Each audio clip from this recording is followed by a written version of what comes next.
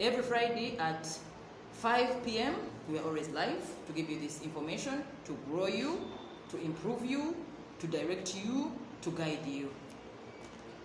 To my Muslim brothers and sisters, Assalamu alaikum. Thank you for being in this fasting season. Ekiseera ekyokwagala, sawumu ya kusonyiwa, ya kwagala, ya kuyiga, ya self-improvement. Olina okutuuka ogivaamu ng'okyuseeko. Bw'otakyuka kitegeeza. Totegedde kigambo sawumu kitegeeza. So, neeyongera obbakubiriza okuba nga mubeera mu kuyiga akaseera kano konna mpaka nga mukimazeeko ekisiibo, otuuke okuvaamu ng'oli muntu wa njawulo. Tutambulire mu kisa, tutambulire mu kwagala, tutambulire mu kumanya. Okumanya y'eddembe ly'obulamu bwo. Oba tomanyi ofuuka slave ku ekyo ky'otamanyi. So,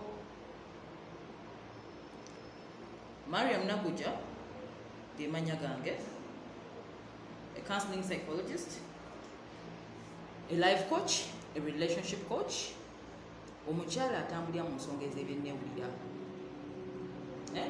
okuimprovinga obulamu bwo.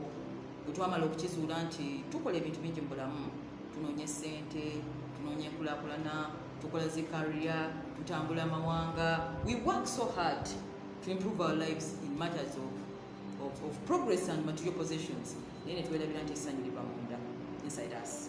So the intention of the ladies guide is to see that tubakulakulanya mu ndowooza zammwe ebyennewulire tubitereeze mugende mukole ebirala nga emyogiri wamu. Sheraton Hotel nziramu okubajjukiza the 5-star hotel ebalabirira mu nsonga za any kind of hospitality, weddings, bridal showers, baby showers, you want to say I do all those packages bazibawa bulungi nnyo era mu kiseera kino nga tuli mu kisiibo nze ngamba mwandibadde mugenda ne mubakyalirako ne babalabira ne mulaba enkula yaabwe. Sheraton Hotel egamba nti they have everything for everyone. Bakulabira nga wozze muyiteyoko mukyuse ku bulamu bwammwe. Naye tugenda soma ku nkyukakyuka, enkyukakyuka tugyembracinge olw'ensonga nti oyinza okubeera mu kintu kimu n'olowooza nti obulamu bwekutambula kubanga tutambuddeeko aye n'otuuka okuba mu nsi nga weekubyeko enjawulo n'ogamba bannayinze sina kyenyumiddwa mu bulamu naye ng'ebintu byonna byaliwo mu bulamu bwo. So we are going to start about change management today. Balage engeri gye tutambuza obulamu mu nkyukakyuka, engeri gye zijja mu bulamu bwo n'ebirala bingi nnyo. So Sheraton Hotel is a 5-star ebalabirira mu ngeri yonna bwe gy'obuzzeemu. Positive Emotions is a spa, it's a health club. Osobola ogendayo owulira nga obulamu bwo oyagala okweyongera okweyagala. They have anti-aging, anti-wrinkle, organic treatments, okulaba nti tokaddiwa nnyo. Mulaba n'abagamba nti agana okukadde okolamu ne bwoti akazi akakadde akatava ku mulembe bwe munakkiriza okukaddiwa mbasaasidde. A woman is beauty's age. Okay? Let the age go, but stay as you are. Okay?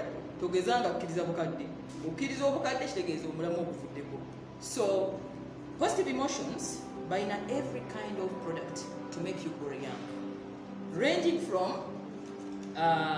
anti-aging treatments, anti-wrinkle. Olaba ng'enkanyezi kuyitiriddeko ng'oyitayo nga bakutereeza. Bali ku Garden City Mall mu Kampala wano. Muyiteyo kumulabe. They have a 5-star kind of treatment. Zabagamba the 5-star. Every time I endorse, they must be really worth it. So they have eucalyptus herbal steam bath. Oyingira ne bakwokya n'obanga limiti n'owumula. Most of the time ebitutawaanya abakyala emyoyo gyaffe nti tuba ne stresses ez'enjawulo. Kati stress yo gijja ku mulimu mu mikwano ebitateredde n'ogitwala n'ew'omwagalwa n'ogimukuba. So muyitangako mu bifo bino n'okkakanya ku mwoyo niweyongerayo ewaka. That's how life is all about. And they have a saying as Positive Emotion is about the feeling on the inside. You see where we click from? Yeah? Ladies guys, the feeling on the inside. Positive Emotion, the feeling on the inside. And that's what really attracts me to their kind of services.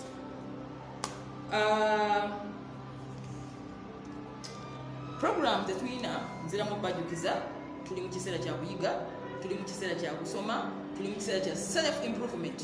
Nabagamba laavu si mulimu. Bw'ona akufuula omulimu gwe ojja kuva mu nsi nga weesooza. Ugambe nze ekisi kino tojja giyita nsi eno jaga ekisi kino nga kikusobedde. So when it comes to life improvement, we begin on self. Self improvement etandikira munda mu gwe wennyini mu bwongo.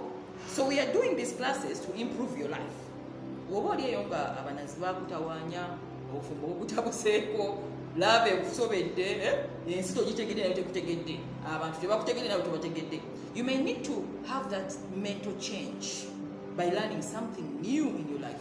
So I do these classes every week in groups of 5 people, and these classes ziyamba abakyala okukulaakulanya ebirowoozo byabwe. Laba muleme ejjifula sebe bateka okufula nti wabaagala nti ajja kunjagala yazaalibwa kunjagala mujja kuba abasajja embi. So weekoleko, find a passion you can share your love on. Nti love eri eya man woman otekayo ka percentage naye nga si kanene nnyo. Sibagamba butayagala, mbagamba kubeera ne balanced life. Muleme kuba abantu buvunaanyizibwa bwakubaagala. Wonna alinda abantu okwagala ogenda kubeera very disappointed in life. So these classes we teach a lot of things.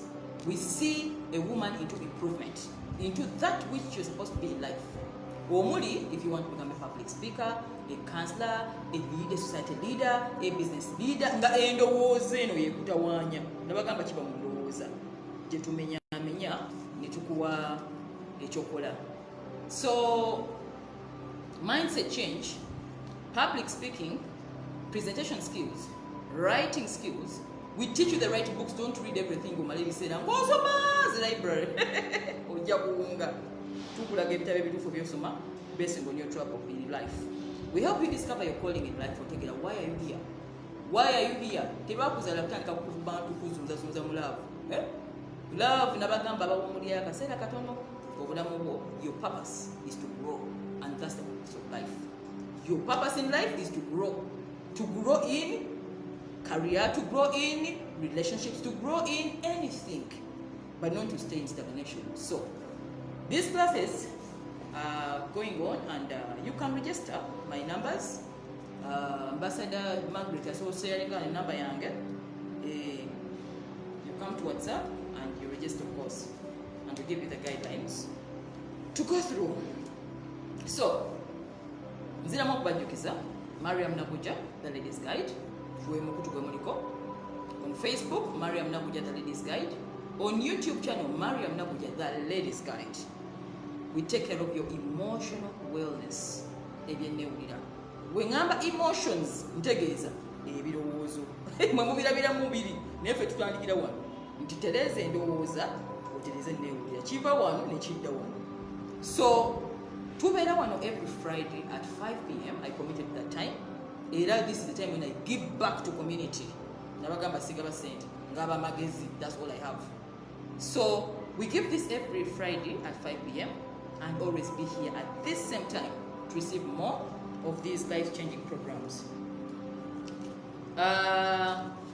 Which ewedde twatunuulira emiramu egy'enjawulo omwali secrets to online successful online dating. Just a moment, please.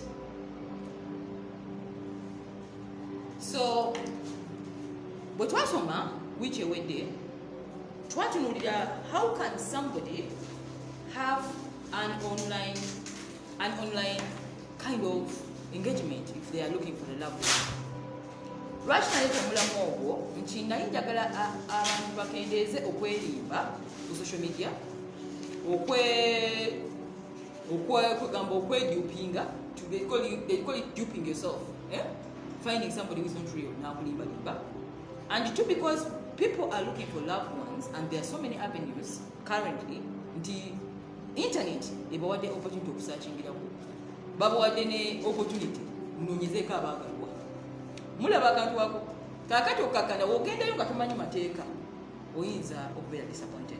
Twasoma ebintu bingi nnyo era nembagamba nti wiiki eno tugatunuulira ekintu ekipya omuli change nga kyenjagala nti abantu baliko okukwata enkyukakyuka mu bulungi. Abataaliwo wiiki ewedde mugende ku YouTube channel mulabe the online dating secrets.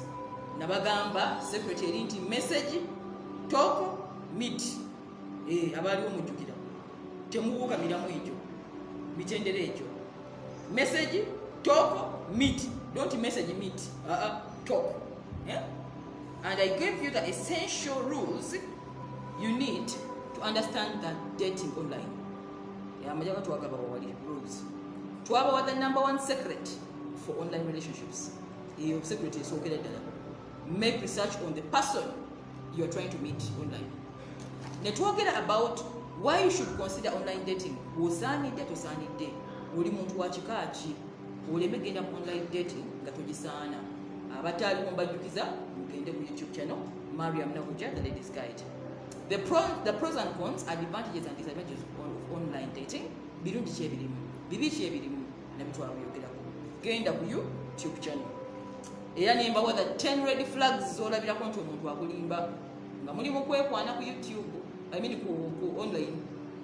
Kati bw'oba otunira red flags ne 10 omwali omuntu okukatfishinga neyefuula kapa efaana ekyenyanja mujja bisanga ku YouTube. So mbakubiriza abataliwo nti mugende munoonye video eyo ku the YouTube channel. Era nabagamba online dating, tweeting, whatsapping, facebooking, instagramming, all those are vehicles towards face-to-face interactions. Bw'olaba nga tekijjira mu face-to-face nga kisigadde ku online message kyandiba ekyobulimba. So it is not a replacement of face-to-face, it is just a vehicle ekutwala mu face-to-face. Yes, bye twasoma wiiki ewedde nti online connection, the goal of online connection is to take it offline. Bw'olaba nga mukyali ku online gye mwatandika gye muli gye mugwera waliwo obuzibu awo muganda wange. So omulamwa gwa topic eyo gwali nti okubeera nga tumanye ebintu bino nti mulemberwa bwe gukyuse kuno gwa .com ogujjidde mu internet etuyiridde ebintu bingi bi apps akavuyo kangi nnyo. Ate era mu kunoonya abaagalwa abantu baswindolingiddwa mani, abantu balimbiddwa, era nagezaako okulaba mu bufunze okubawa ebitono ku bimpimpi bye mmanyi ku the successful online dating guide. Mariam Nabuja, I'm an author, a relationship psychologist, a counselor, a life coach, a businesswoman. Business banange njukulira ddala. Lwaki sijogerako najibalamu emyaka mingi, it is like my second nature. That's another part of me gye mutamanyi. Era tulinawo amasaawa gennaaka importing abaneti wandi kusubira amasaawa gano. Daniel Wellington watches, very nice watches, and by the way very cheap.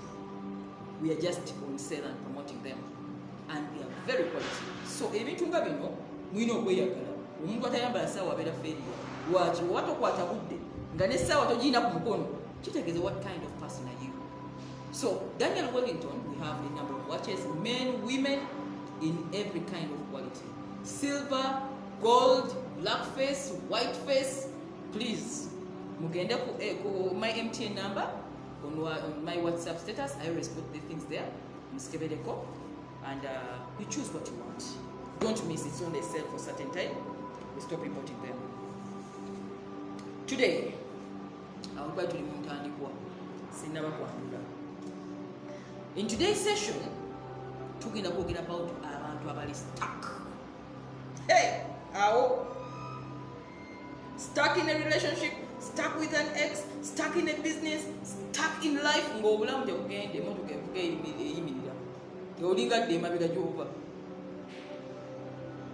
Stagnation, feeling stuck at some point in life, you want it. Everybody, and I'll tell you why. So in today's session, we are going to learn the following: how to view change in your life. Enchuka tukugenda tandika kitu bayiningutya. Mu bulamu bwo, mu bufumbo bwo, mu relationships n'abantu, ne mu mirimu gyo. Lero nagase life coaching and love coaching. Nabagamba an all rounder. Kati kamba kuko mu life coaching completely. Tewali kuseka lero love temuli love ngenda kuona yo katono. Lero it is a serious business. Mu kiseera kino nga tuli mu nsawumo nga tulina okuimprovinga ku ndowooza yaffe mu nsonga y'enkulaakulana nabagamba enkulaakulana etandikira mu birowoozo. Ebirowoozo bwe bugagga, so si byolina wabweru, ebyo nabyo bisobola okufa n'osigalawo. You may even find yourself in another country. So enkulaakulana etandikira mu mindset. So mindset bw'omala ogitereeza, bino byonna ebisigadde ebyo bijja kwekola. Ate era enkyukakyuka netutambulira tugenda kiyiga. So in today's session ngenda balaga how to view change. 2, what happens when you resist change? Enkyukakyuka n'ogigaana, ebiseera ebisinga tugigaana. Ate nja balaga obubonero togigaana. Kati wemba njogera tunula mu bulamu bwo wechekinge. Nabagamba this is a reality show. Tasirimba sisiga kazigo. Sikyalina kwensa no. I am not impressing anybody apart from the creator. Other people, I don't care. Because I've come a long way in my story. Tugenda kuyiga the reasons why most people fear change. Lwaki abantu beekipingira mu kantu nga tayagala kuva mu kasaabu? Lwaki abantu beekipingira mu kasaabu nga tebakavaamu? Olina abeera mu kintu ebbanga eddene, takyuka, tagenda maaso, tadda mabega. Tugenda soma engeri ebbiri you can grow in life. How are you going to grow? When you get ekigambo life ntegeeza relationship, emirimu ngasi obulamu bwonna mu kintu kimu. Nabagamba life has 5 dimensions and each one of those is very important. From the physical omubiriko, to the mental endowoozayo, to the financial ebyenfuna, to the social enkolaganayo n'abantu abakwetoolodde, ebikwetoolodde, abaagalwa, family, friends byonna, and lastly the spiritual dimension, enkolaganayo ne Katonda, enkolaganayo n'omwoyo gwo, n'enkolaganayo n'ebikwetoolodde in the spiritual dimension. All those are important things to make you grow. So tewali kimu kisinga kinne waakyo. Everything is equally important. You just need to balance it. No sugarcoating kendo kisude. Nze nabagamba sikyasanyusa. Mbasalira mutuuke ku level yange gye ndiko. Ndasanyusa abantu. Awo nga wavaawo dda oyogeranga olina yeesootinga. Kitegeeza the mind is empty. The spirit is empty. I'm what you see. Tewali kyenimba. So tugenda kuyiga what to do in order to stop resisting change. Singa ekintu kikusaba nti waliwo okukyuka, oleme okugaana okukyuka. Ngenda balaga engeri gye bakkiriza enkyukakyuka mpola mpola, ogiyingiremu with a positive mental attitude oba mindset. Okikkirize, okiyitemu. Muleme kulemera mu relationship ebyafedda. Obufumbo obwaggwako edda obudde. Emirimu egyaggwako edda ebiseera. Emikwano egitakyakugasa. Okubeera mu bifo nga n'ensi gy'olimu obudde bwaggwako dda. Obudde bugamba nti owaayo genda ke France gogamba nti nfiira Singapore. Change is something simple. Change, okukyuka gwe ng'omuntu kitandikira mu birowoozo. Kitegeeza nti obirowooza sitabitandika okutya enkyukakyuka, oyinza okulemera mu kintu ekitakyakitwala maaso. Every time you find relationships which are rotting, obufumbo obufudde tebufudde munaku. Relationship efudde tefudde munaku muvuddemu. Oli wagambye nti nkoye biba byafadda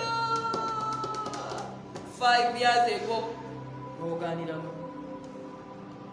n'ogaaniramu. So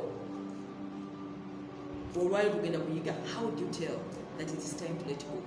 Awo otegera otya nti ntuuse kati okugenda kino kigambye kangende kukiddako. When do I tell I should get out of this workplace to another place when I'm not even sure where I'm going? How should I tell that if I leave this kind of relationship I'm going to get another one when it has not even yet come? How? It is as hard as that. So ngenda bawo obonero bwolabirako ti ekintu obudde bweddeko. It is amazing to know the things. It is beautiful. Why? It gives you emotional peace. Ofuluma ekintu mu mirembe ng'obudde ogamba oweddeko. Awo And lastly, how to actually let go of what no longer serves you. A relationship, a business, an association, a friendship. Obudde nga buwedde ku kiki kyakusaavinga, oli mu stagnation, n'olemera ku kintu, n'olemera awantu, ng'obudde buweddeko, and then you start even losing yourself in it. So by the time you say, I am tired of this thing, that thing died a long time ago. You resisted change. So by the end of this program, I expect one thing: emotional peace in the decision of change. Kitegeeza kugenda okusalawo batolina musungu gamba obudde bwonna. That takes wisdom. It takes wisdom to know when to let go and when to hold on. What doesn't even serve you anymore. And when to tell that time is over. Obudde bugwako ddi. How can you tell? Obudde busaase butumale kubanga eno topic mpanvu nnyo. Obudde bunanyamba. Tutandika bwe tuti. Era 23 April 2021. Change. There is one reality present everywhere in our physical life, and that is change. Day turns into night, night turns into day, summer turns into autumn and winter. Even the cells of your body right now, they are undergoing change.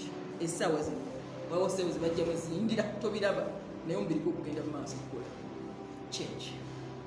Therefore, there is nothing in this physical universe that doesn't change. Everything in life is impermanent and constantly moving. Nothing stays the same for very long. Statement etegeeza nti omubiri gwo gukyuka, ebiro bikyuka, seasons zikyuka, summer, winter, spring, buli kaseera something is happening. Nti ne munda cells za body yo waliwo ezifa, waliwo ziri manufactured olwaleero eddakiika eno. Kakati gw'ogamba nti tewali kikyuka, as a human being gwaba yerimbe. So everything in life is impermanent and it is ever constantly changing. So even our relationships with the people we love, there is always change. Even in our workplaces, there is always change. So if we resist it and we pretend as if nothing is going on, it is going on. And time will come when it has to kick you out. So, enchuka chuka. Etugenda soma ko lwaleero. Njagala njibalage ogenda kuba wano ng'osazeewo. You're going to get that mental attitude of decision making. Okusalawo n'ogamba nsazeewo kati. Kubanga lwaki nalese change eno? I looked at this wedding which flopped. And when you're interrogating the victim, aba ekintu ekiraba dda n'agaana. Obudde ne butambula, obudde ne butambula, obudde ne butambula, ye n'alemera mu kiri, n'abeera stuck in a lie. So by the time things blow up, it has already shown. That's why naleese omulama guno gwa change. Nti bw'oba oli eyo mu bulamu obwo ng'olemedde ku mulimu ogukwoyo. Obudde buweddeko. Olemedde mu kifo obudde nga buweddeko. Olemedde mu relationship era abusive ng'obudde buweddeko bajja kukugyamu eriiso. Ojjo tegera nti tebikyakwatagana. So change is a lesson that is going to tell you that everything in life is impermanent. And it is okay. It's okay. It's okay to change. Because everything is it's revolving. So nature goes through different seasons. Spring, winter, and nature has never stopped. Year in, year out. The trees shed off their leaves, then they come back with the leaves, and they don't complain because they are used to the seasons. It is us, human beings, who resist change, thinking that nothing is happening, yet something is happening, whether you want it or not. So nature never complains, we complain. And we expect that when we fall in love with our loved ones, they are going to be the same for the next 40 years, which is impossible. And when change comes into a relationship, into a home, into a workplace, we get uncomfortable. Tufuka uncomfortable, which is okay, because our comfort zone is bad now, usually comfortable anymore. And then the bad thing we do is to resist it. And then things get out of hand. So, even when we are faced with the opportunity of change, we resist it. And that's why men go to propose.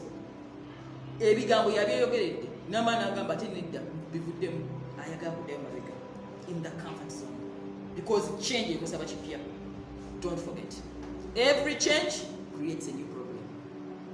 A new challenge. A new challenge that needs a new mindset and new direction and new focus. And because to be uncomfortable of meeting this new change, somebody falls back to the old. Because at least they are sure of what is taking place there and they don't grow. Nabagambia growth is the aim of this program. Okula. So stagnant. So if you're feeling stuck where you are, in your relationship, in your life, in a bad marriage, in a bad relationship, oganyo kufuluma, chitegeze oli stuck. Do you know why? Oganyo chuka. Oganyo chuka. So you're being eaten every day and you're dying. You're dying in steps. You're dying in steps up to when everything falls out of hand. So we resist taking risks, even when we are forced to change. And we are ever interested in being where we were before than where we are supposed to go. So therefore, resisting change is every human being's reaction to change.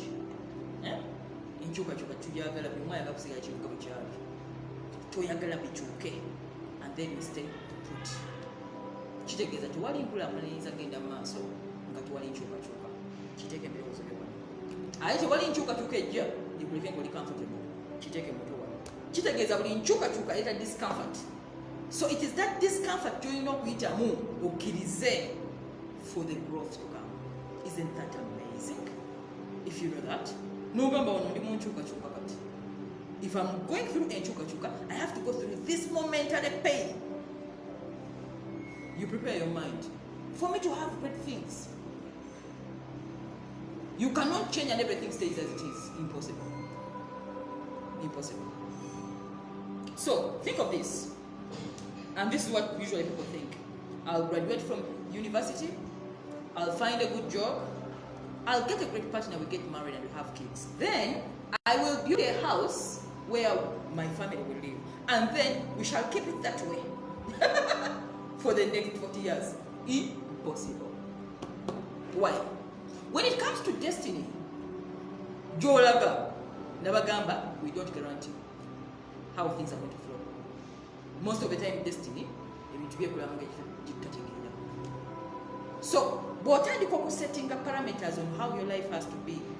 Nga bw'otayagala ekyuke, kitegeeza ogenda kubeera sitaaka mu kintu, ogaana okulaakulana olw'okuba ogaanye okukyuka. Kati kulemba njogera lowooza obulamu bwo. Either mu relationship, mu workplace, mu byokola, waliwo ekyetaaga change. Is what we want to look for today. So, fear of change, okutya. Tugenda kwogerako wikyejja. Tugenda baso zotulina okutya in full. Bwe tunaamalira sheeyo nga buli omu okufutya kumuvuddemu. Mulekerawo okutya atya. So even fear comes to people when they are about to change or when they are in change. Kwegamba fear nekubuuza, okay, if you're leaving this relationship to another one, are you really sure you're going to get another man? No. You better stay here. No cigarette. If you are leaving this job, where are you going? Are you really sure you'll find a job? No, Gamba, I don't even have the statistics. You stay put. Meaning, resistance to change means resistance to growth. Tewali nkulaakulana egenda kujja nga tokyusizza bulamu bwo.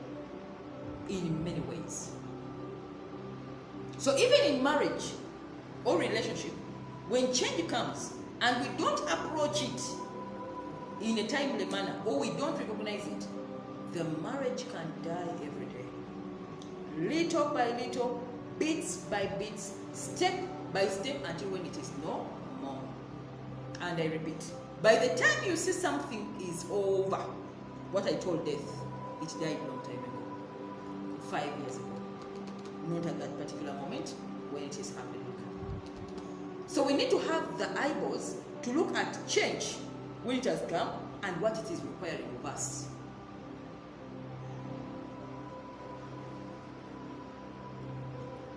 So when you fear change, you tiptoe all your life, toyagala kukyusa bintu, risk ogenda creating ebizibu, toyagala nkyukakyuka kubanga egenda kuleta uncomfortable, and that's why many people are in stagnation. Tebaagala kukyuka and they are stuck. Persistence is good and it's one of the qualities of success. Persistence okulemera ku kintu kimu ebbanga eddene, but even n'oba okiremerako walina okubeerawo enkyukakyuka mwekyo ekintu, and you must go with it. Life coaching in love coaching. Kati mwaba n'amuwulira leero kati ndi life coach, love tugenda yitayo katono katono, kubanga bwe tuta preparinga bwongo kumanya bintu bino newonagwa mu mukwano n'ofuwa love wenena ng'ovaako obutima naye nga te mindset nfu, it can antagonize your happiness, because I told you it's a goal. You must be goal. You must be successful in this as well as in the other. Nonti ni love obere ku kikumi ku kinne waakyo nti omwana oyo ayagala munne naye nga ate ebisigadde bikuzibu. So this is the intermixture. Yengezaako paleetera. So what really stopped us in life is the comfort zone. What is a comfort zone? It's anything you're used to, anything that is familiar to you, your workplace, your friends, your your association, the place you live. You get used to that and then it becomes a comfort zone. Owaga agenda ogamba omuntu kangenda mugambe ngenda kukuwasa nogamba naye ate njafiirwa bino oddayo mabega. It can keep you in that kasako kubanga otidde. It is only the people with the brave heart abatatyankyukakyuka. It takes braveness, and that's why I'm teaching you this. When you get that mindset, tatyankyukakyuka kitegeeza ne bwejja ogamba kansala yatugamba eno comfort zone ino gye buvamu. Muleme kulembera mu bintu byaffe dda. Ebintu gwe byafa dda, obufumbo omwami yadduka dda n'amasatta galina mu nnyumba gwolemeddeko mu musajja wange. Ono ebba wange naye nga n'ogenda yagenda dda. Bw'oli mu bikadde, change. You're comfortable, the side of the bed you sleep on. Nowebaka right side. Awo wewawo buli lunaku gwe mutunuulye comfort zone ye ng'olina okukyusawo n'agamba nga weebase mu kifo kyange abo wange. You get comfortable. This is what the mind really plays around with us. The emotional habits you create, they can become your comfort zone. The person you've been with for a lot of time becomes your comfort zone. Nti wagamba nti agenda ogamba ogenda wa mbadde naawe ebbanga lyonna naye ate yenkobudde kuweddeko. Change. So note, comfort zone is not the problem. No.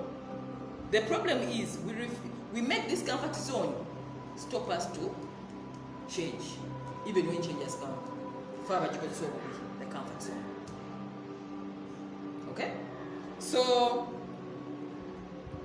when we resist change,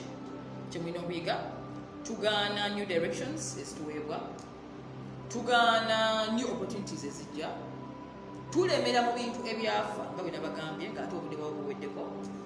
Era comfort zone is the problem. You need to get discomfortable to approach the new and to accept that discomfort is part of that whole thing.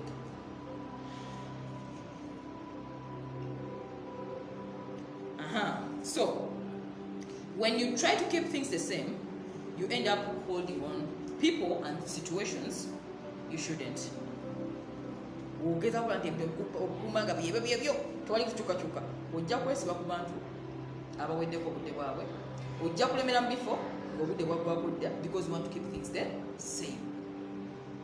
Okay, so being stuck in a relationship or in a marriage which time has gone, that is a normal and current phenomena, and that's why many people are going through whatever they're going through, and they're being disappointed by people on the last moment because change yamulagadda naji ogiginowalinga obudde ne bukwako bugenda okutuuka nga ekintu kyamulagadde natakiraba. So kambalake, what happens Uganda enkyukakyuka? What happens when you resist change? Perhaps you'll have an idea on why you need to change and why you should embrace change when it has come. When somebody has changed, you should embrace it. Most of the time, even n'abakozi bemwesi bakomba bakolera obudde bwaggwako dda kati yali akola obulungi alekana kwonoona bwonoonyi kampani n'agyonoona yonna weesibye ku mukozi kubanga otidde okuleeta omulala ono yasinga. Tewali muntu atali replaceable, never. University kulayo muntu ogwo, it always has a replacement for everything. So tufune no mindset nti enkyukakyuka is part of a growth of a human being. It's part of us, and we should embrace it than resisting it. So what happens when you resist change? Simanyi oba muwandiika Margaret Kabanda beera wano nga ocoordinatinga class nansubuga ali bizemu can take over the class. So we stop our growth and therefore we sabotage our progress. That's number one. Buli wogaana enkyukakyuka ogoba enkulaakulana kubanga oba oyimiridde ng'omwana bebi bw'anaagaana okutambula bagamba yakola ki yakozimba, era bw'atabeera forced kugwa bigwo n'afuna amagulu ayinza okutaba ku ttaka. So n'omuntu atya enkyukakyuka bw'atyo wabeera nti time etuuka n'ofuna stagnant growth and you're not going anywhere. You become rigid. Ebintu bikolebwa bwe biti bwe biriba tebabikwatangako awo. So relationships nazo zifiira mu lack of change. Omuntu owamusanga si waali. If a marriage is new, tonafunamu baby wajja muba mufunye third party an intruder tuwita intruder kati third party wajja ne ofuna third party omulala ne bafuuka babiri, relationship tesigala kitegeeza nti obuvunaanyizibwa bweyongeddeko. Ate kitawaanya nnyo couples, simanyi lwaki omu especially abambi okutegeera nti enkyukakyuka ezze. Kitegeeza nti wobadde okola omulimu nga kuwa emitwalo 10 guyinza okuba tegugenda kumala, gwetaaga omulimu okusinga kaawo kubanga ofunye abuvunaanyizibwa obulala omuli abaana bano bakula. Omwana watuuka ku university, school fees zaawa size ez'omwana wa kindergarten. There's change. So we need to move with this change and embrace it, much as it's uncomfortable. So avoiding change means keeping life static, keeping life from moving, and you know what you're doing to yourself now? By resisting it, you are dying every day. Kinabagambye nti relationship esinga zaafa dda. Death doesn't mean nti omuntu bamuseka mutaka. Death can happen even in normal life when you're breathing. Company esinga zaafa dda. Death can happen only when we get stuck and static and then nothing is moving on. That is death. So what change does is to avoid that death by telling you, now try this. Try this. You need a new job. You need to get out of this bad marriage. Otherwise, if you don't move out of this, you can't get the other. You just got to remember like that. You would have been stuck on between at the same time because you want both of them. It is impossible. So death is the only state in which nothing about you and life and your life will change. As to gamba nti ekintu kifudde tekiba na bulamu. Tekiba na bulamu wa kiyimiridde tekigenda mu maaso. So bw'olaba nga oli mu relationship togenda mu maaso, todda mabega, temuvaamu mwana, temuvaamu nkulaakulana, muli awo nkwagala nange nkwagala munnange omwaka ne mukukwata mugenda mu mwaka okuddako, tewali progress. That is death, and you should watch out for that state of death. And many ladies are stuck in death. nga relationship nfu n'okiremeramu ng'ebintu byafa dda ogenda obala mu nnyumba nga n'ebyapa babijjamu dde oli yatuuka dda nabyo aleseewo obugatto okulimbalimba. You should watch when death is coming.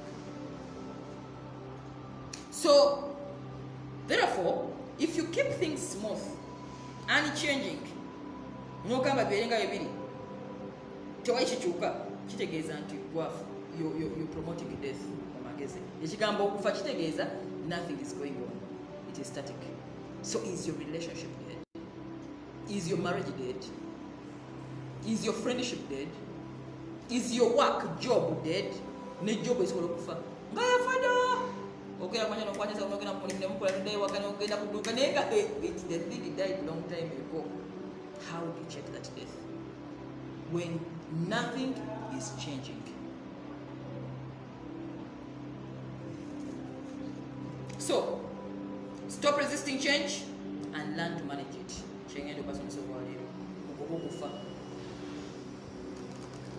Stop resisting change. When change comes into a marriage, approach it as soon as you can. Because the more you delay approaching it, the more problems they can do later in the future. Nabagame chibadiramu. Jolina kulogama nti business eno njigala. Eba yagala wodde emyaka 5 emabega. It is little steps to death.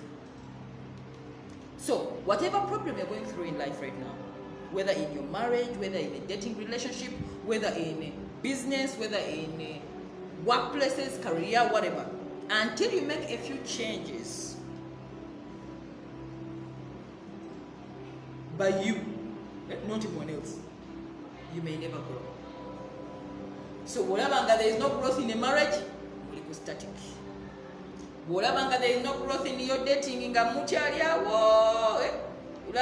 social media, there is death. This is death. Something is going on. Much as nothing is happening on the physical eyes. So much as you come to other therapists, until when you can acknowledge that I cannot help you. So much as we talk, the action of you deciding to move on if you're in a bad relationship, or the action on to improve your marriage and to start something new, is the only way to move to the next level of growth. So what is over chikola no gama the saga kuchuka ne njagala tuogeremu, we shall talk on and on and on. Stop resisting change. So if you feel stuck in energy, think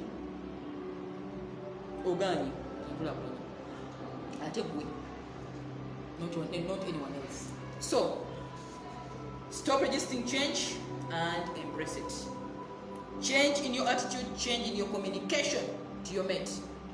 The way you communicate with the children, the way you communicate with your wife, your husband, those other things you should attend to in matters of change.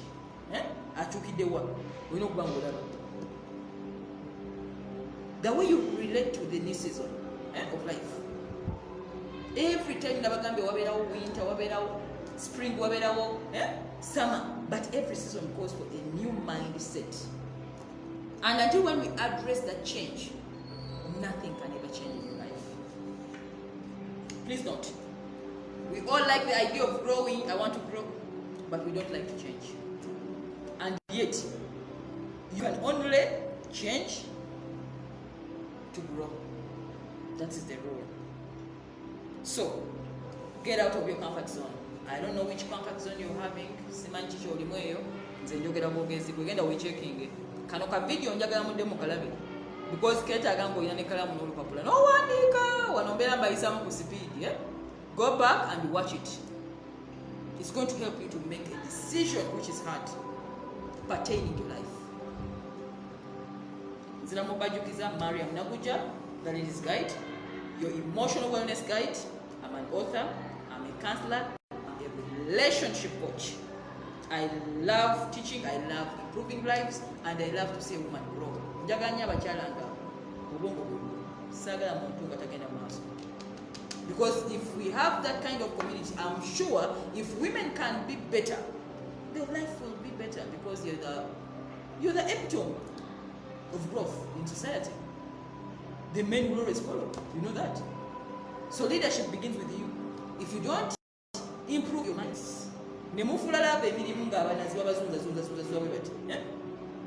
in life. And don't forget, at the age of 18, your beauty takes care of you. Yeah? By the age of 30, your character. Then by the age of 50, 60s, it is your money.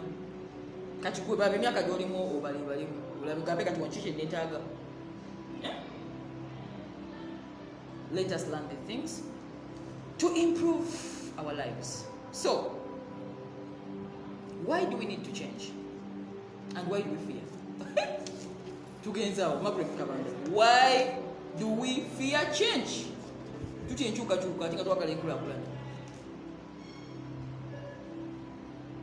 So we may need change, we may talk about it, we may embrace it, and we know we need it, but we fear it. We fear rejection because of Eroswala. You fear, do I have what it takes? If I leave this place, shall I get another one? If I leave this job, shall I get another job? That fear. If I lose this worker, will I get another one better than them? If I lose this friend, shall I make another friend? Tugenda ku handling a change. I mean fear next week. Ekutia ngenda kubanyumya.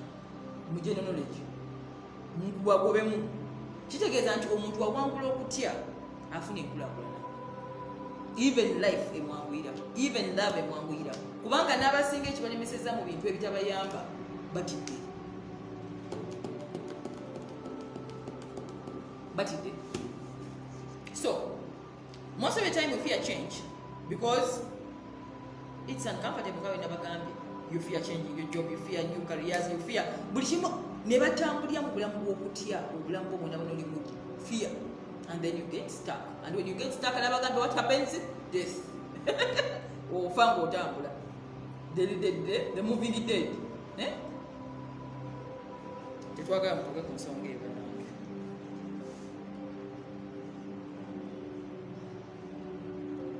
You only get what you want out of life on the other side of fear. Bulichoyaga kiri the other side. Just don't want to okutya ojja tokayo. Kitegeeza nti n'omusajja ogenda mu kkanisa proposinge oba muzikiti okulanika abantu batya okwekomitinga lwa fear. Naasobola family. Omukazi ono naamusobola ddala omuyimirizaawo. Okay, ddala byenjogera byentegeeza nadduka. N'abuuka mu nkulaakulana. Enkulaakulana ereeta kugula yagigoba addayo mabega. Many people fear growth. Many. But not my students or ladies guide. Kati mwe mutegedde. Temuddamu kutya nkulaakulana by change. When change comes, don't resist it. Just ngenda balaga how to embrace it as time goes on. Because on this channel or on this podcast on our Facebook, I give solutions. The sake of hanging up. But the podcast, and that means that when we move together for many years, you're going to become one of the best citizens of this country, or with the country you're living. And then you're going to have a better version of yourself. So all growth and all progress involves taking risks, leaving your comfort zone, going through temporary discomfort. Tojagamba nti obeera mu nnyumba y'omuntu gumweko wakowadde ogambe nti ebintu bisigalenga bibiri bineesootinga byokka. Nothing is going to change until you change. So change is necessary for growth, and it is unavoidable for growth. Bw'oba oyagala kulaakulana, bw'oba owulira okwoya ku stagnation, bw'oba owulira okwoya okubeera sitaka mu kintu kyonna mu bulamu, nga ne relationship tuziggyeko ebiri obvious, nga tugenze mu mirimu, you need to embrace change and to be uncomfortable and to take that risk, and then you're going to move to the next level of your life.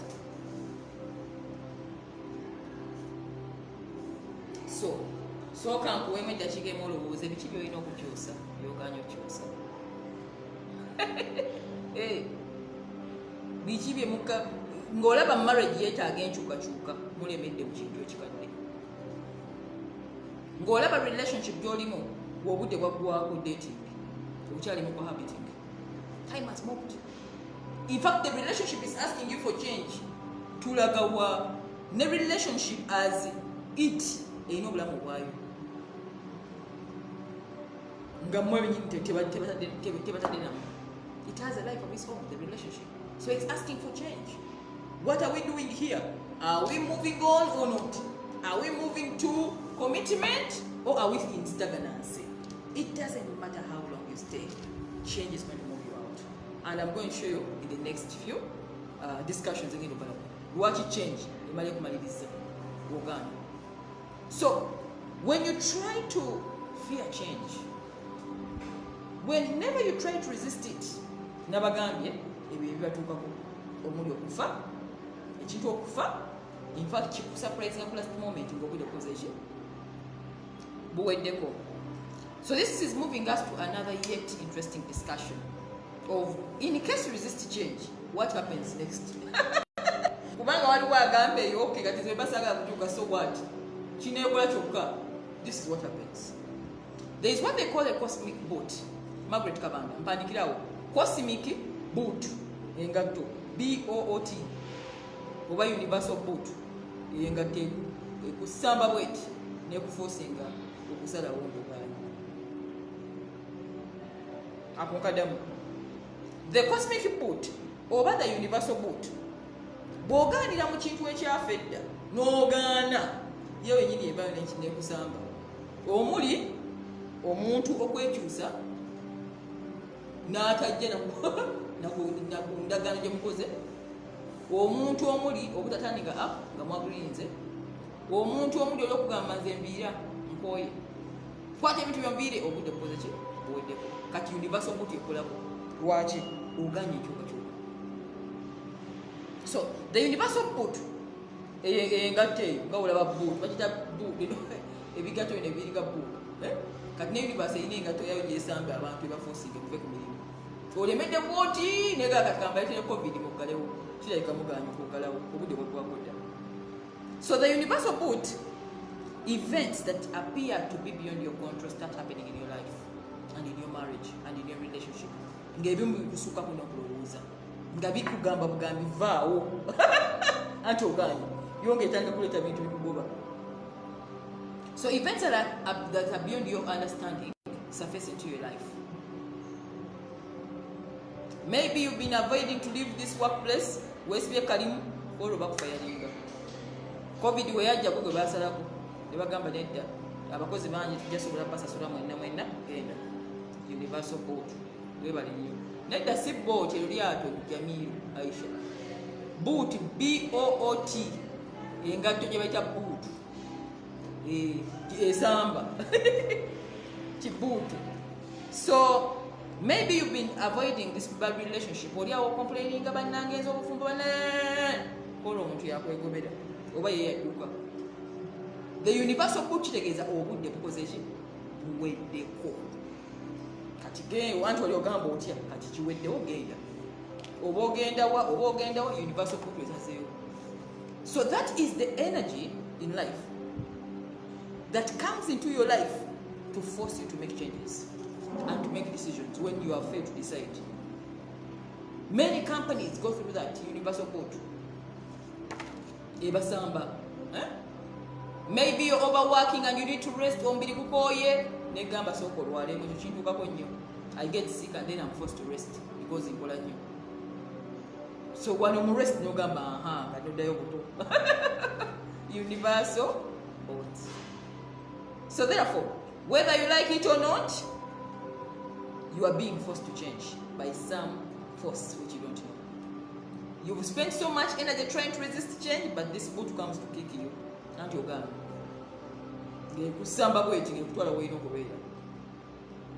So it is kind of evolutionary idea of the universe that everything must be growing. Tosobola kubeera mu relationship kyafa n'otula mu autopilot boat obudde bwatambula dda mbugolooze kigenda siganga buki one day kati mwe mulinde zi universal boot zibasamba ate yesamba bubi baba kubanga ekusanga toli ready ekutu no to force you to make a decision. So tulina okukimanya nti in life nothing stays static, impossible. Nakibagambira, every day something is happening. Even when the water is in the pond, it cannot stay like that. At least something will come to occupy that water. It must be in use. And that's the beauty of life. It does not allow anything to stay stagnant, doing nothing. It always comes in to replace and to fill that space. So nature, you collaborate. Get out of this job, get out of this utility friendship, get out of this useless association, get out of this place, get out of this country. It is too late. And by the way, you should even be happy. Thank you. When you're resisting change. Margaret Kabanga. If you resist change, the universal boot will force you to make that decision. Kati simanyi ba make up boot bwisambi ze mbala ya boot ze nsambi baba. So it is okay to fear change. It is okay to stay in comfort zone. But one day, universal boot is kwesambira. So let's talk about COVID-19. Bichiwe mwayigamu COVID. Yabalaga nti abamu obufumbo bwali bakwako dda mu bwesibiemu. Yabalaga nti abantu baite balina obuvunaanyizibwa nga balimba bulijjo. People had abandoned their homes nga zifuuse nga tourist attractions baitayo buyisi. COVID never came to first check that lockdown thing.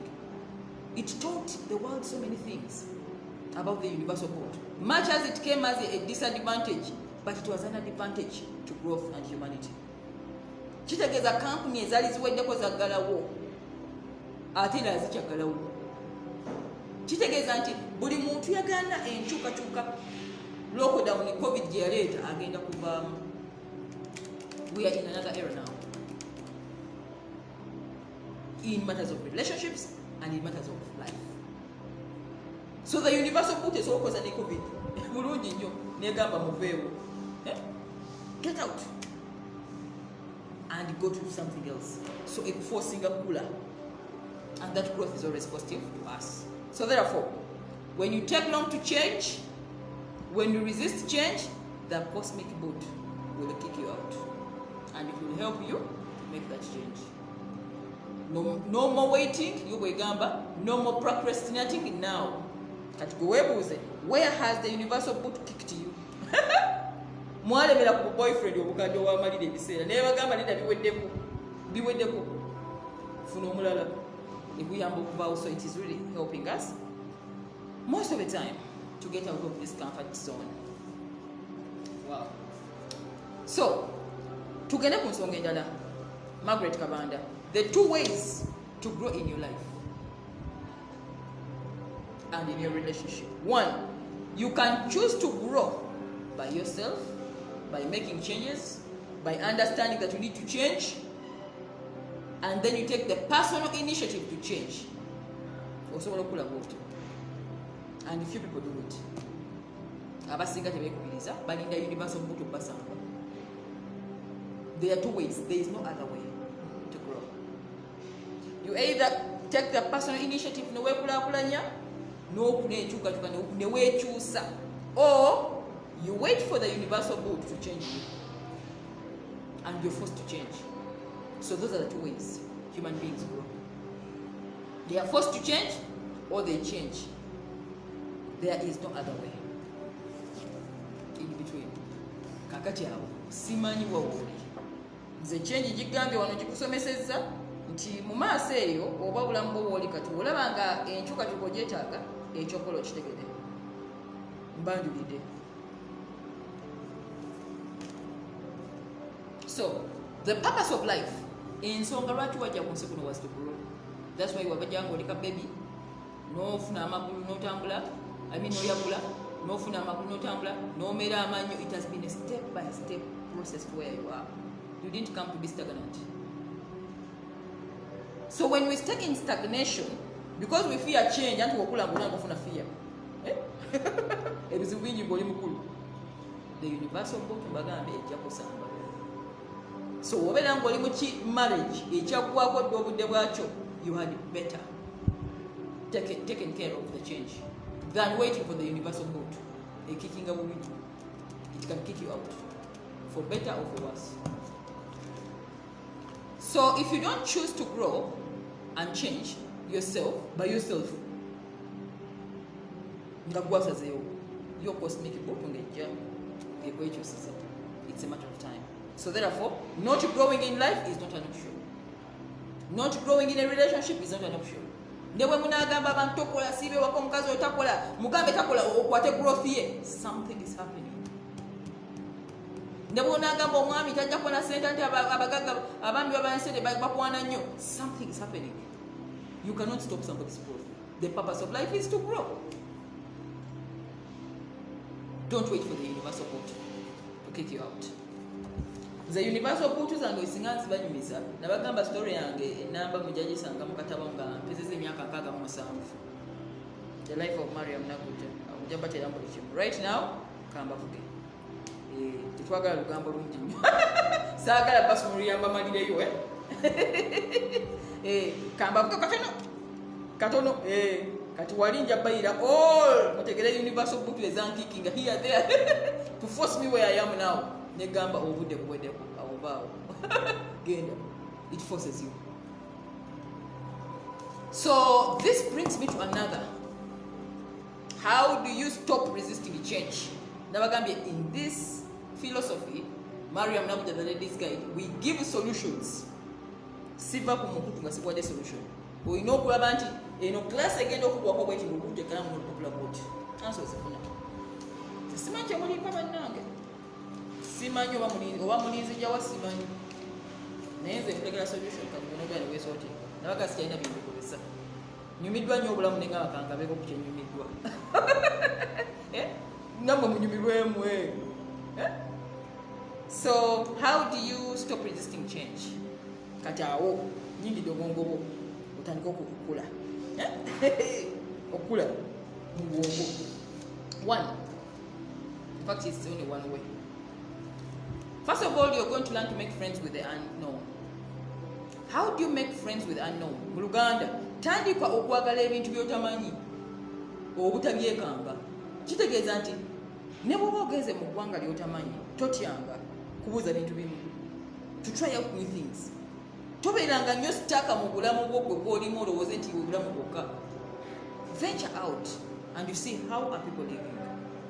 Nze nsanyuka nnyo nti obulamu bwange interacting n'abantu aba buli level. I try as much as I can. Njaga nnyo okuwuliriza ensi y'abalala. N'onyumyamu n'owulira endowooza z'abantu. N'ogamba wow. And it is amazing that everywhere you go n'abantu abali mu byalo wansi at the depth of poverty.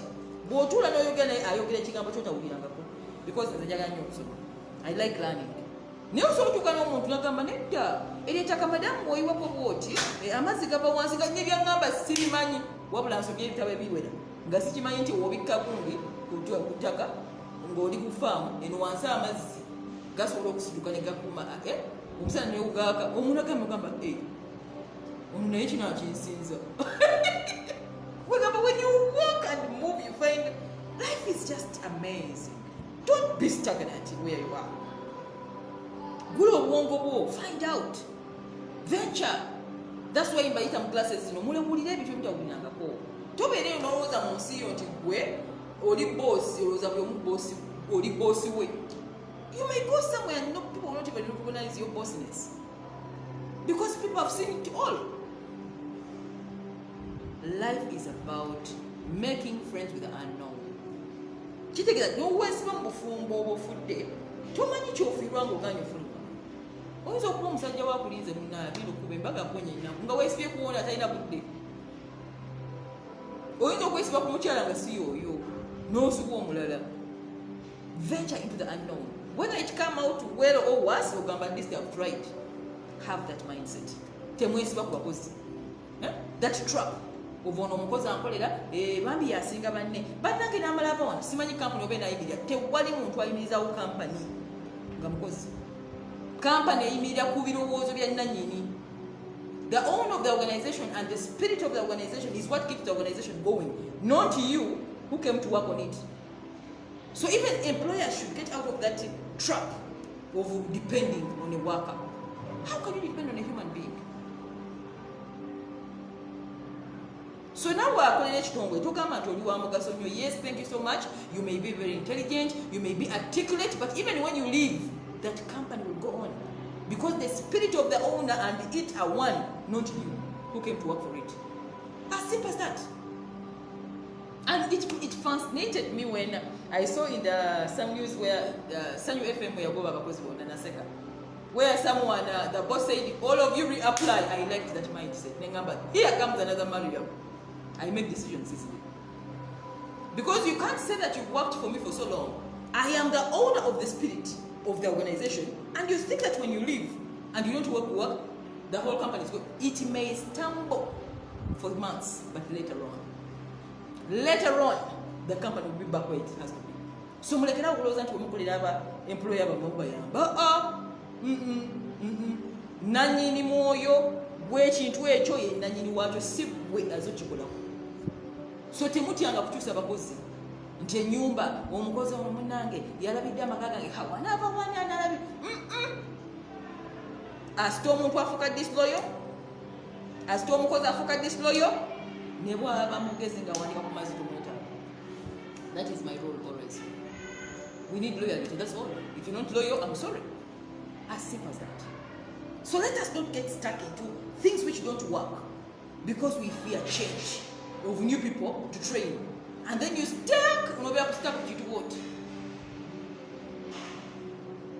Don't get stuck. The spirit of the home is for the owner, not you.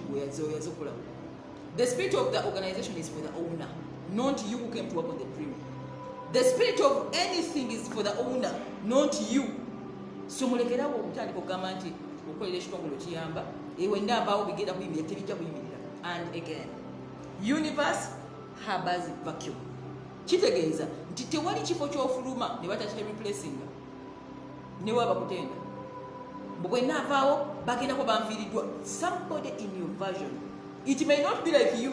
Universe teba na muntu omu yekka wabawo duplicate you somewhere. They will come and replace you even better. Ate ne company egambe mama omuntu nga yawona temulabye bakozi mukoseze waka abakyala n'ogamba oyo ga yagenda omanaje n'amukuba teguzi tu n'oganga nganda linafadde. So temwesiba mu bintu. So are relationships. Togamba nti omuntu ono gw'oyagadde yasembayo ye mugalanda wa love. No. Somebody out there is a duplicate of them. Universe harbours vacuum. Kitegeeza nti universe ndikaseera producing ebintu ebipya. A training abantu abalabanga ebamanyi temuli dependable human beings. There is always another person to replace you. So never say you are the ultimate to everything. Somebody else can do what you're doing even better. So learn to make friends with the unknown. Temutya kuba bakozi abafuse disloyal. Temutya ku ending a relationship ezitaki abasavinga. Temutya kuva mu kintu kya long term if it is not serving you. No matter how long you stand abagamba, it will end as you saw it in the beginning, useless. So don't wait for that time. The universal boat will kick you out, and it kicks you when you're not ready. Don't wait for it to kick you. You had better make that promise to yourself, and you decide. So, learn to make friends with the unknown. Let go of what doesn't work. Let go of what doesn't serve you. And life can only give you something else if you lose one. You cannot keep two at the same time. You can't get another job when you're stuck on this job. You have to leave this one to get the other one. It's the law of the universe. You can't send in the nyumba yono, kanti ancha kumono, nga wenonyezaawo omwagalo omulala, ojja kulinda. Universe bwekola. Oesooka it occupies the vacuum. Esanga kifo kikalu neryoka eteekawo ekintu. So te occupying nga okwataganya. Oli mu nyumba ya musajja mbononyeza musajja mulala agenda kuwasa ojja kulinda. Oli n'omukazi mu cohabiting mb'olinda kwogenda kuba mbaga ojja yingira akavuyo. The universe harbours vacuum. It only comes to help you when your hands are empty, and it fills them. So if you want to start a new career, you may need to leave some things behind. If you want to find a new job, you may have to leave another job and you concentrate on one thing. If you want to find a relationship leading to growth, you may have to leave this bad one. But don't keep two things and think that the universe is going to give you when you're still stuck in something else. It is a lot. So make friends with the unknown by understanding the fact that the universe always gives you anything you want, only when it finds you empty. So this kind of fear, suppose I leave and I don't get another man, suppose I leave and I don't get another woman like her,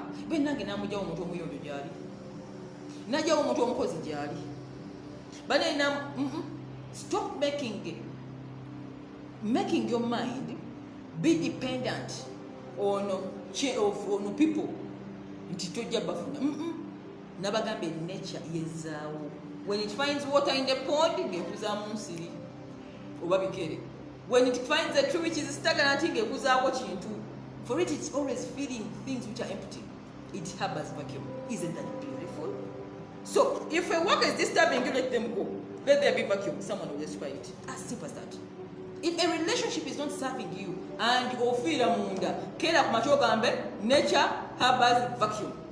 When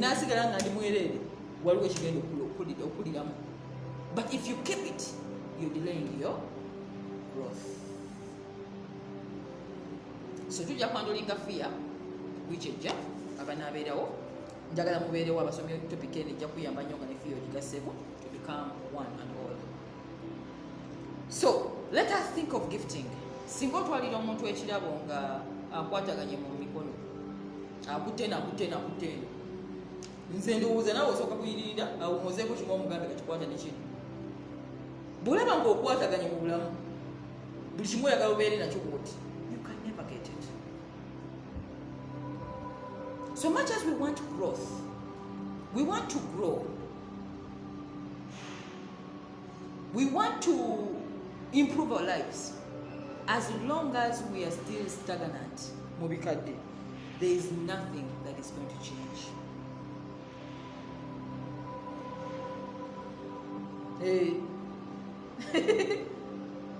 Aba banaza babatawanya ndaba wano kagoye nagaa kigambo nasize twakigoba wano babagamba rest in peace abo twabamaliriza bawumule emirembe n'abanazi bonna musobola okubaviira as long as you accept change. So most of the time you have to let go of one thing before you get another. That's the rule. You can never have two things at the same time. Okay? You can never. So that is the rule. Universe harbors vacuum. Bwolaba nga ekintu waga kita ng'okiremeddeko n'ogamba naye najjawo ekirabo ekiti olemedde ku nnyumba obudde buweddeko ng'ogamba nature harbors vacuum. Ekigambo harbor kitegeeza nti yo ejja neekuliramu ekintu ekirala tesobola butakuwa kintu ng'osigadde oli mwereere. Naye bw'oyagala obeera n'ebintu bibiri omulundi gumu, it can never serve you. Never. So this brings us to the top of this discussion. How do you tell that it's time to let go? And how do you let go? Nature occupies vacuum kagoya, yes. Hey, tuwesibanga ku friends obudde nga buweddeko najjawo mukwano gwange omulala guno yabadde muganda wange ebbanga ddene aba yakavawo bwati yo nekyangezaawo omulala kati gwe omwesibako weblokinze, you're blocking your progress. Kati mulekerawo okutya okukyawa abanazi, mulekerawo okutya okuva mu relationship ebitakyabasavinga. Stop refusing to let go of that which does not serve you anymore. And remember that statement, as simple as it is. Kawandiko kwatekwali ku kisenge buli woyagala okulemera ku kintu ogamba nature harbors vacuum. Omune wemwesibako asitaleka ng'ennyumba yankalu omulala ajja kuyingira. Temulowooza nti omulekawo abakyala abasajja ng'omukyalo ojja musangawo. Nature ye ejja kuleetawo omulala eyagala kwocupayinga ebitalina kibikola. Mariam Nabuja, The Ladies Guide. Nziramu Bajjukiza. This is Mariam Nabuja, The Ladies Guide. Facebook page, like the page if in case it's your very first time to see me.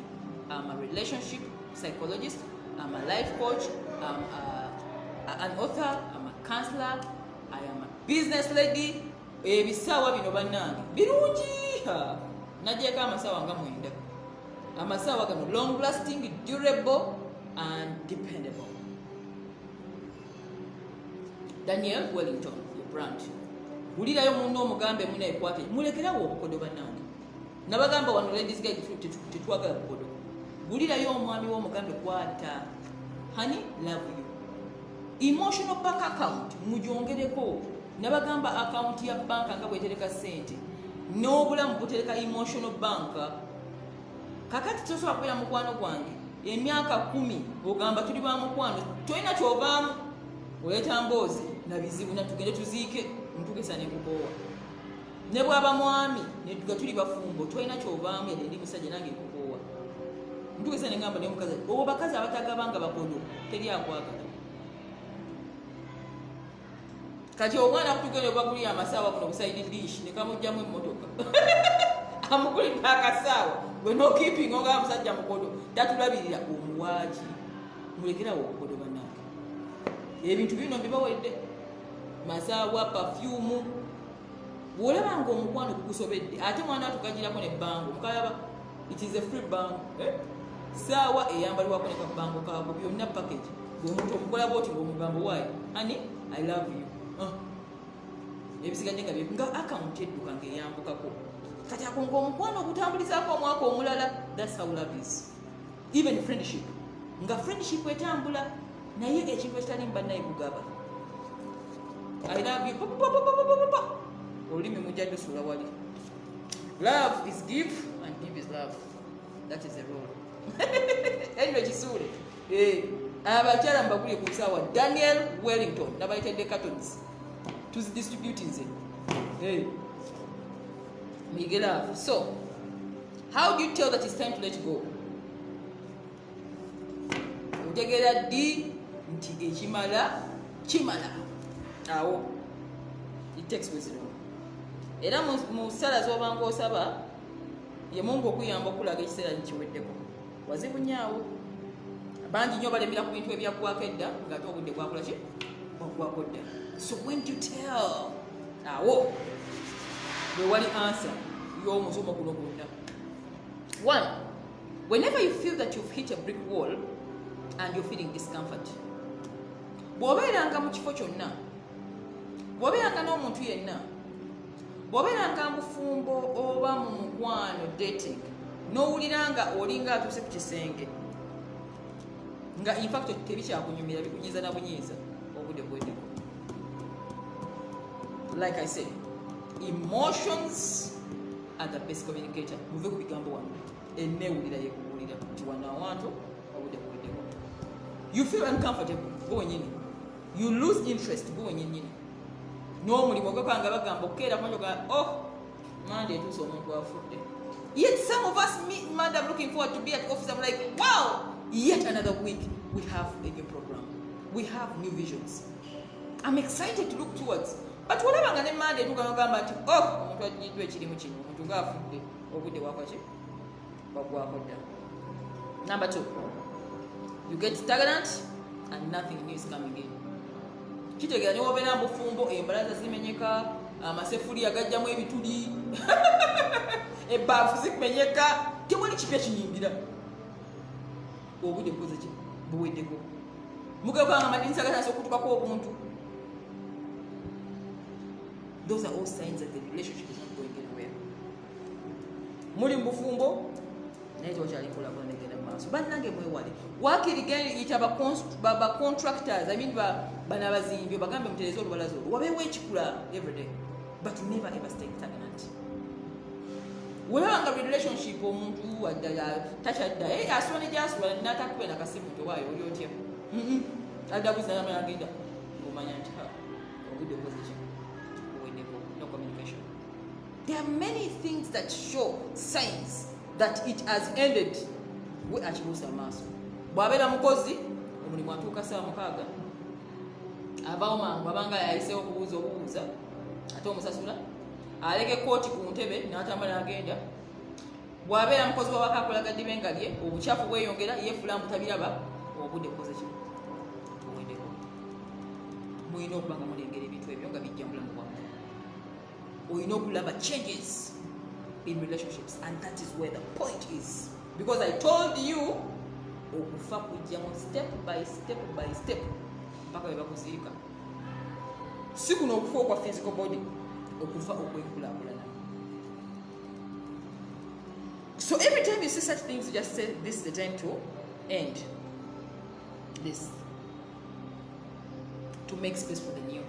Nabagambye universe harbors virtue, oba nature harbors virtue. Mu Luganda obwengula oba obutonde bwo bugenda watali kintu ne buteekawo ekintu. So kitegeeza nti whenever you see that nothing is growing, make room for the new by okujjawo ebintu ebitakyakuyamba, omuli abakozi abatakyakuyamba, emikwano ekita kyakuzimba, abaagalwa olaba ng'olina mukwano gwagamba we have been friends for 10 years naye nga n'omugaso tokyagulaba, oyo aba afuuse sanga akosa kigambo useless kibi oyo aba afuuse atakyalina kyakuyamba, omukwano guweddeko buli kitu in a gestation period. Listen to me sweethearts, nothing in the world does not change. Even when you're resisting it, it is happening. Kitegeeza nti if a relationship is 20 years mu bufumbo and you don't renew it, oh my 20 years muli mu nkolagana relationship wabula mulowooza mukyalinga gye mwatandikira, tekisoboka. Kitegeeza every after 5 years renew your marriage. Every after 10 years something has happened to that marriage. 15 years something new is happening. 20 years something is happening. Just like you are growing, the relationship is also growing old. It needs to be renewed. Renewing obulamu bwammwe ne weeba career tukanekaddiwa nga you need to renew to go for further education or to start a new career. Everything has its own time.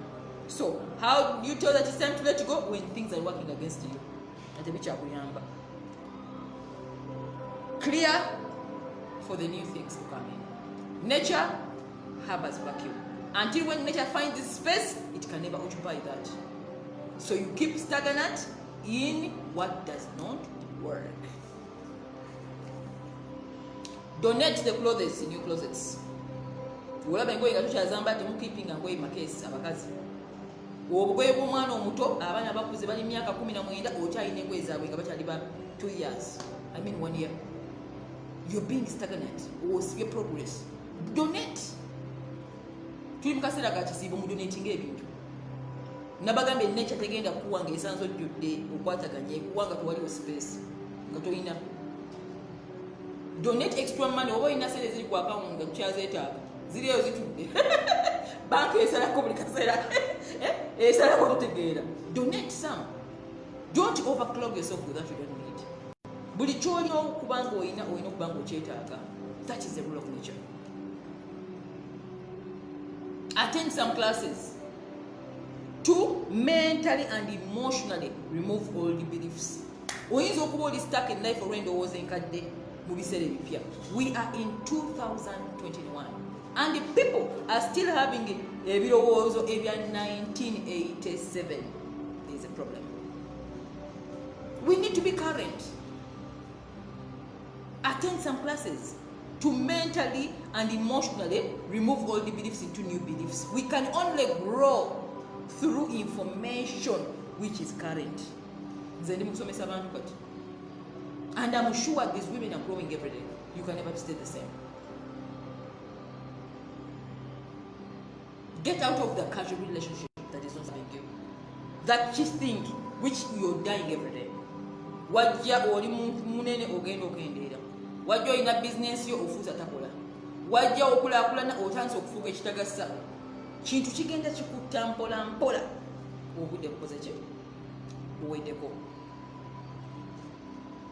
So, our natural tendency when we are receiving anything, or when we are to receive anything in life, is to let go of what you don't need. So, tolemerako. The question is, is the relationship you're in serving you? Serving kitegeeza gw'olaba waliwo enkulaga gy'olaba. Are you growing?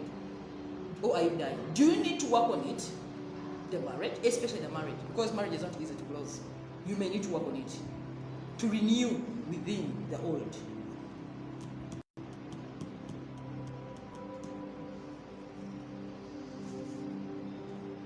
So,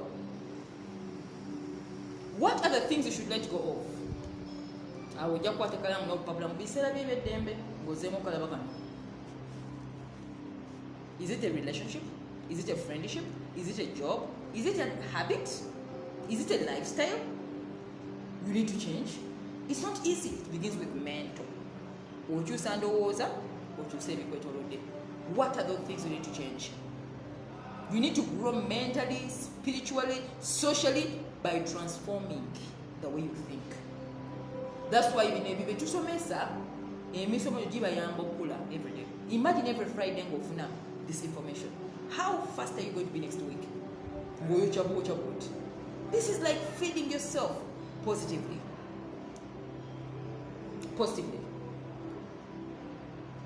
So, mukwate kalamu n'olupapula mu biseera byammwe eby'eddembe ogambe biki bye nnina okukyusa.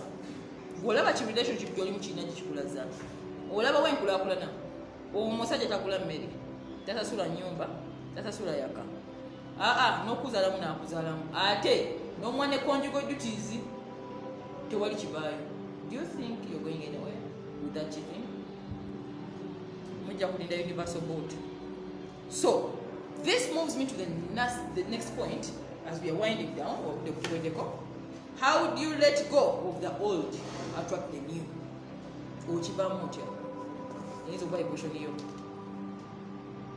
Think of this. You are very unhappy in a toxic relationship, which has put a lot of financial strain on your life, emotional pain, difficulties, you're even sick emotionally, but you're scared of moving out. Because you think you may not get another person who are like them. Tulowoozeemu kintu ekyo, olina omuntu nga buli kimu kiragadde kyaggwako dda. Gwasasula emmere, gwagula ki, gwazaala toxic. But then you're stuck in it there, ng'ogamba ndagawa. Sizira kibaamu kino kwa sirina gye ndagaawo. Ate n'ogamba, let me first date a few men and I'm sure where I'm going. You may even think like that. And the answer is, until when nature finds you empty, when you don't have, that's when it can give you. Otherwise, you can never find another man when you're in another man's house. It is hard. And even when you get them, you will get bafede. Those ones who like what is taken. So, clear yourself for the new. So, how do you let go? One is mukenda kuyiga ekigambo ky'oyita surrender. Surrender and let go of what doesn't work. Kitegeeza nti you don't need all the statistics of your life. Tewetaaga kulaga buli kimu ku blackboard nti bw'onaaba wano ogenda wali kino kigenda okuddako. Life doesn't work like that. You need to trust the next step by the next step you take. Buli step gy'otwala ebintu byekola byokka. You can never know where things are going to end, for the better or for the worse. Okay? So surrender means trust the universal intelligence. Eyakuleeta mu nsi muno. Trust God for the next step. Okusinga okwesiba mu kintu ekifudde, ekirimu ekyafedda nga tekikya kyakusaabinga, ekifriendship ekyafedda, ekimarriage ekyafedda, oba ki relationship ekya dating ekitakyakola, ng'otidde mbwebwe oyinza okutafuna mulala. Trust the universal intelligence that it has a way of doing things. It harbors what? Vacuum. So olina okubeeramu n'okukkiriza okwo nti kaŋŋenda ku next step. Oba nfuna, oba sifuna, naye kino kinkikooye. That's how we approach change. So change is a risk. It's a risk. You just go. And then you see how things work on themselves. So, make room on the physical and emotional level, on the social and the spiritual level. Find that courage to let go of what doesn't work. Funa obuvumu ogambe tekikyakola. Omukozi yeefulambu yeepanka nze ate nze abo baaba nange neemanyi nfunye omukisa nti mbadde employe emyaka mingi nakolera emyaka mitono to work for bosses. I worked I think 9 months saafuna mukisa kolera ba employers. Obulamu bwange bwonna okuva obuto mbadde nga amagga posireko. So in that interaction with many employees as I've grown, fear of losing employees chargina, because I've seen men on the chart. If you come and you mess up, I can easily fire you without any. They will pretend that you are the best of the best. I don't take a second thought. And I know that the spirit of the business is me, not you. I'm the owner of the spirit, because I am the person who thought through the vision, not you. And that is belief, which means that I can easily let go of anything which is good as long as it doesn't what? Serve me. And it takes that courage. So even you, get that courage of letting go of a bad relationship. Get that courage of getting out of a bad association. Get that courage of getting out a bad business deal. Get that courage of getting out of a job which is not serving you anymore. All the possessions, all beliefs, emotional attachments. The universal intelligence always has duplicates for everything. It doesn't produce one Mariam, there is somebody like me somewhere. So it means it is producing. You don't need to depend on one thing. Get out of that desperation that is keeping you in bad relationships and you're dying every day. Because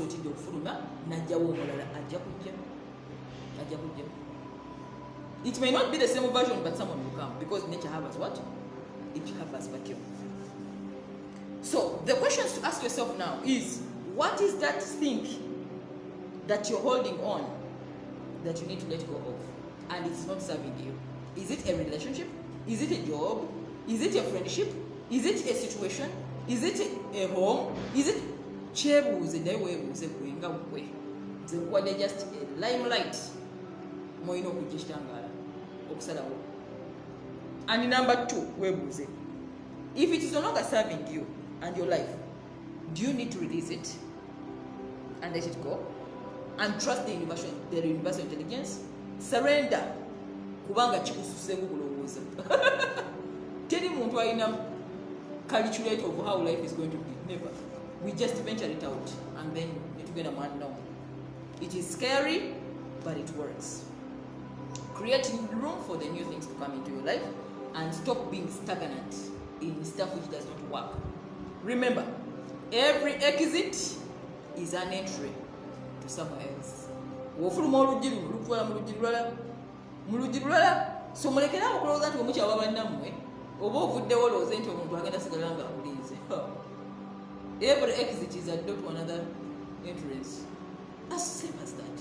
Keep those things in your head. Obugambo ombwegambe mbuwandiike once every entry is here. It gives you that belief of letting go of what doesn't work. So sit down, write on a piece of paper the things that in the past they were letting go, they were now, olabe how your life has unfolded, and stop fearing change.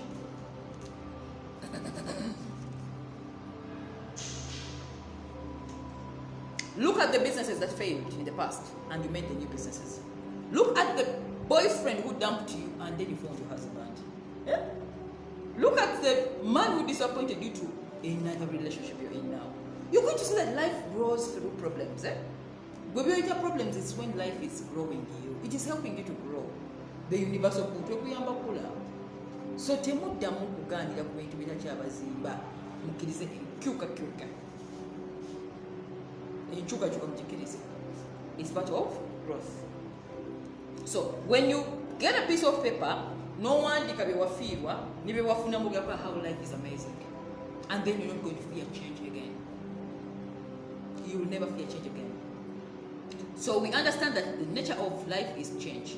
So it is better to stop resisting it, to surrender and let go of what doesn't work. Surrender to the universal intelligence. Ejjaku sorting out, because for it harbors vacuum. Teyagala muntu atalina mugaso. Era olabanga tokyalina mugaso ekujjawo. Teweefuula atalina mugaso mu nsi. Make sure that the relationship is still relevant. Make sure the marriage is growing. Make sure the friendship is growing. Oh, something is happening, and that is death. Therefore, whenever you feel like you are temporarily lost in the sense of direction, I feel lost, I don't know where I'm going, I feel you've refused to change. Don't panic, just trust the universal intelligence and ask for where do I need change and make it. Wow, oh, I wish I'd done this long time ago. It takes a heart to do that, but I guarantee you, when life starts to unfold, it was better that I lost that marriage. It was better that I lost that relationship. It was better that that worker even left the company. And life will move on. It was better I started a new career and I dropped this one. Life is about changes. It's about changes. So the question I should leave you with is, at this moment of your life, right now, where you are you ready to surrender to change? In your relationship and in your life, you will die every day. And again, I remind you, the purpose of life is growth. You're either growing or dying, but it's not the other way around. So when the universe sees that so when a relationship has died, a marriage has died, and if you don't work on it, every 5 years, listen to me, sweethearts, every 5 years that go, whether it is your business, whether it is your dream and vision, whether it is a marriage, whether it is a child, whether it is anything, recheck. Something is happening. Recheck. Recheck. And define those changes you need to make. Otherwise, if you keep stagnant, I told you the nature of life, you either changing or you are in death. The marriage will die, the business will die, the friendship will die. You will lose touch with your children because you're not seeing the changes coming through. And that is the mental problem, especially in African countries, where we don't even see our children in Tibakuze. Ngabolozo 28, actually 13 years. You're still doing the same. You're still having the same relationship. Let's watch out for the change in life. So now is the time for you to go to make that change. If you ask me, Mariam, now when should I do this? Now. When you get information in life, you act on it now. Never wait for the future. It has come. Now is the moment to make the change. Now is the right moment when you've gotten all this information. So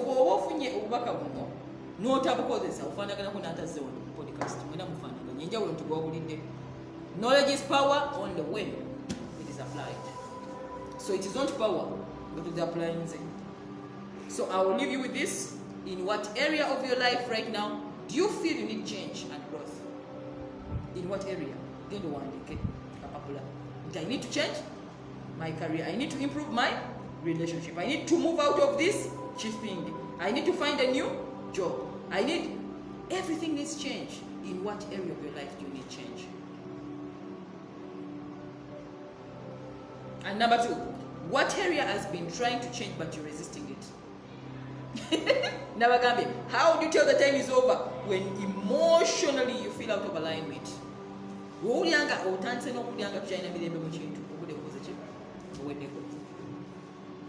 Time is over. Everything has its own time. There's summer, there's winter, there's spring, there's autumn, there's day, there's night. So you cannot say you as an individual you're going to change the nature's laws. Nature is about growth, and the purpose of life is growth. You're either growing or dying. So you should need to find out what a ship in harbor is safe. A mailing is safe. But what am I able? but that's not why the ship was made. Tebakutonda kubeera safe. You were created to purposefully live and grow, and that's why you're on earth. Bwomunagaana okula ojja kufa nga yete ebintu natu you die kwa tukyalina mugaso nature ngegamba gweviira banno. we need to occupy this space. It happens bacho gweviira banno. So make those changes, and I'm sure life will never be the same. And with this, my friends, you'll be ready to move to the next stage of your life. And what I guarantee you as Mariam is emotional happiness. What do I mean by emotional happiness? Your life is one. Your life is one. You are one with self. You're one with the environment. You're one with your goals. Ugandans are lazy people. I'm very disappointed. At least I've met other people in other countries. In our country here, laziness. I don't know what's wrong with it. Comfortable. They never get challenges. They don't even care. They stagnation. Huh? I don't know. So it is a personal initiative. Otherwise, nobody will ever change you. So next week we are going to look at fear and how to eradicate it, how to outwit it out of your life, businesses, relationship, everything, and then you make that change you want to make. Next week on Friday, same time, 5 p.m. And remember, fear is an enemy within every humankind. That is going to steal your joy, it will steal your happiness, it will kill your aliveness, it will destroy your dreams, and it will really scare you out of even opportunities. Even when you're going to say, I do, on the last moment, I don't. Okay. So we are going to talk about fear next week. Don't miss the show. Mariam Naguja again, the Ladies Guide. I'm a counseling psychologist, a life coach, a relationship coach, passionate about emotional affairs pertaining to human matters. I want people to be happy, and that's why I'm about. Don't you think it's amazing? As simple as that. Nazali bakubasanyusa. Can you imagine? As simple as that. Universe nega bakendo wasanyuse. So that's why I'm here, and that's what we do every Friday at 5 p.m. In case it's your very first time on this podcast, like and follow the page, share it with your friends, and tell them there's some amazing news on this Facebook page, Mariam Naguja, the Ladies Guide. In case it's your very first time on the YouTube channel and you're watching this, subscribe to the channel, Mariam Naguja, by that red button, subscribe, and hit the notification bell in case we upload. They always tell you every Saturday morning you get this video.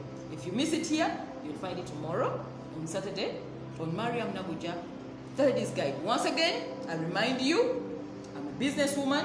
These are the new watches in stock. Many of them. Sharing a love. This is so surprising.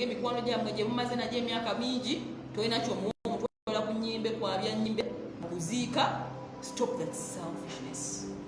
Love is give and give is love. Daniel Wellington, these are very nice watches. It comes with bangle, just beautifully gift for a loved one. You want it, just order, they deliver to your doorstep. You don't even need to move. Later on, I'm the author of the Ladies Guide books. They are in a restock, Uganda Bookshop, Book Point, Village Mall, every other bookshop. Ladies Guide to Emotional Happiness, Ladies Guide to Fulfilling Relationships and True Happiness,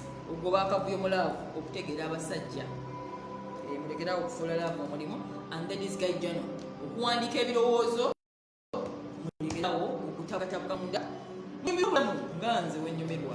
Isn't that amazing?